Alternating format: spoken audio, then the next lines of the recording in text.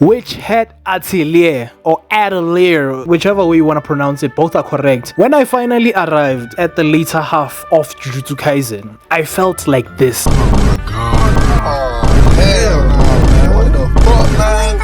Get your ass on. Jujutsu Kaisen in one fell swoop disgusted me into finally being able to communicate my love for this genre of anime and manga. Which brings us to the big three.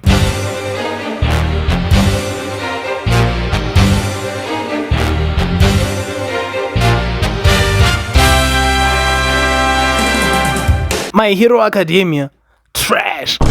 I'm kidding, definitely not trash. It has a rich story worthy of being big three status, but not in my big three. Out!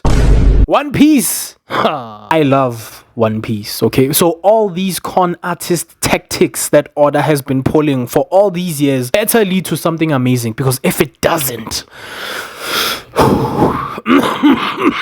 Demon Slayer! Guys, Demon Slayer is over. How is it in the big three? Oh, the anime people, the time wasters, I forgot about them. My big three is One Piece, number 1. And number 2 is Witch Hat Atelier. Or Atelier, whichever way you want it. But this can change with time, obvious. Maybe the author will introduce a magic glyph that can make laser beams. You never know. Which Hat has impressed me the most when it comes to stories with young messiahs? First of all, this story is a fantasy centered around wizards. And for me, the feel of it is driven through the power system. Secondly, it is very beautiful. Don't get me wrong, JJK is beautiful as well. The graphics cut is top notch. Mara, the CPU is kinda off. Everything about the story feels well thought out, like One Piece, and with each chapter that I read, it gets more and more realized. The main character of the story has a strong foundation that accounts for why she finds herself in this new world of magic. Her name is COCO, and she turned her mother into stone.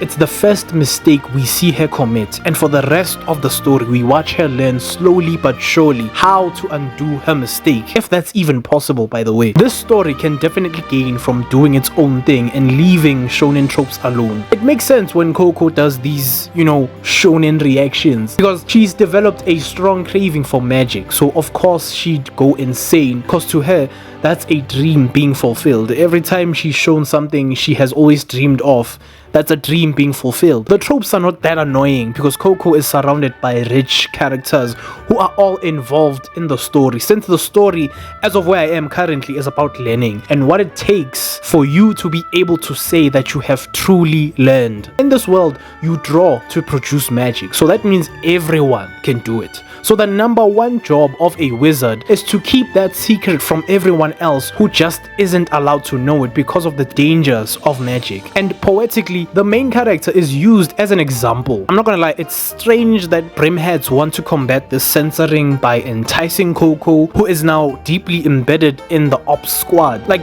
choose someone else, cause anyone can do the illegal magic for you, unless Coco is a chosen one, in which case the story will have to vacate big 3 status. Agot wants to learn about magic, cause that's what is expected of her as wizard royalty. Richie wants to keep it real. Tetia or Tesia, I don't know how to pronounce it, is... Agot needs to learn why she wants to do magic, or if she should be even doing it. Richie needs to learn how to learn. She doesn't seem to realize that learning standards does not rob you of authenticity. Tetia is... And Coco needs to decide if the world she has uncovered is too little for her mother's well-being, or if she is indeed willing to learn by the rules of the good guys. I mean, either choice leads Coco to moving like a brimhead, cause to turn her mother back to normal requires drawing on her mother's stone body, and it's illegal to draw magic on the human body, but it's technically stone, so we'll see how that goes. Besides, I bet the good guys upper echelon knows how to perform these spells. I'm calling it all in. Professor Quifree wants to be Gojo so bad. Look at these poses, man. He is destined to be sliced in half. I'm calling it, no fold. Orugio is another adult in the workshop to balance out Quifree, cause this manga is not afraid to question itself, unlike some people I know. We follow these 6 individuals as they navigate this world, simultaneously introducing it to us and helping us learn along with them. But that's for the adults. The kids probably see themselves in one of these zygotes, but university universally, we are all waiting for the real Wizard King to go ape shit, you know what I'm saying? Yo, I'm sick. This story is fun. The kids have to solve these weird puzzles, and you know how they were created, but it's still stunning to see what a simple piece of ink patterns can accomplish in this world. It makes me nervous. This shit is definitely big 3. JJK out, witch hat in, simple, the work is done. Oh yeah, the power system in this world. In order to conjure magic, you need to draw a rune inside a keystone inside a circle. If the circle is broken, the entire spell ceases to be, and this leads to some fantastic incorporations of this magic. For example, the way that they fly by drawing half a glyph on both pairs of their shoes, and they slam their shoes together to cast the spell. You wish JJK was like this. The entire system is built around concealing how magic is done, because who would think to check their shoes, because no one knows that magic is man-made. Another example is in why they wear these large gowns, and that's because they need to conceal themselves when they draw their magic. Another way the story reminds you of its rules and their importance. Unlike some human beings, that's everything that impresses me about this story. So it's going into the big 3.